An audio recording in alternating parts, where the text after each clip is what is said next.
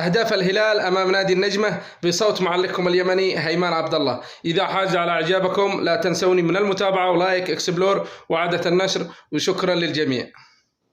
يبحثون عن هدف التعادل. ليوناردو، الله على المرور، الله على التمريرة، سالم الدوسري، الله الله الله الله الله. الهلال يعود بهدف التعادل عن طريق الكابيتانو، عن طريق الأسطورة، عن طريق القناص، عن طريق الهداف سالم الدوسري. طائرة التورنيدو تحلق ويسجل هدف التعادل للهلال. هدف انتظرناه، هدف كنا نحتاجه. هذا ما يقوله العاشق الهلالي، هدف سيقود الهلال إلى الريمونتادا. سالم الدوسري القناص، سالم الدوسري الرهيب. الله الله الله الله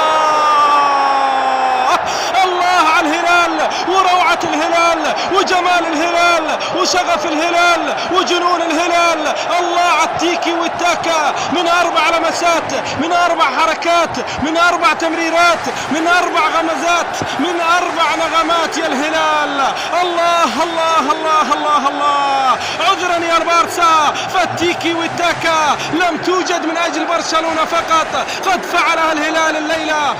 والمخالفة للهلال، المخالفة للزعيم مالكوم ونيفيز، نيفيز ومالكوم. يلا يا نيفيز، نيفيز، الله الله الله الله الله. والهدف الثالث للهلال عن طريق البرتغالي نيفيز، عن طريق المايسترو صاحب النظرة الثاقبة وصاحب القدم الرائعة نيفيز ومن غيره نيفيز. وتبدأ حفلة الريمونتادا عن طريق البرتغالي. جول جول جول جول جول جول. كرة في أقصى اليسار، سالم الدوسري الكابيتانو الأسطورة يمر يلعب الكرة، الله عن 1-2 لا تصل إلى سالم. سالم يخطف كرة والهدف الرابع للهلال. الله الله الله الله الله. جولات وجول، جول جول جول جول جول. والهدف الرابع للهلال عن طريق الأمير، عن طريق الأسطورة، عن طريق الفنان، عن طريق الرهيب، عن طريق العجيب سالم الدوسري. يسجل رابع الأهداف ويقود الهلال لريمونتادا تاريخية.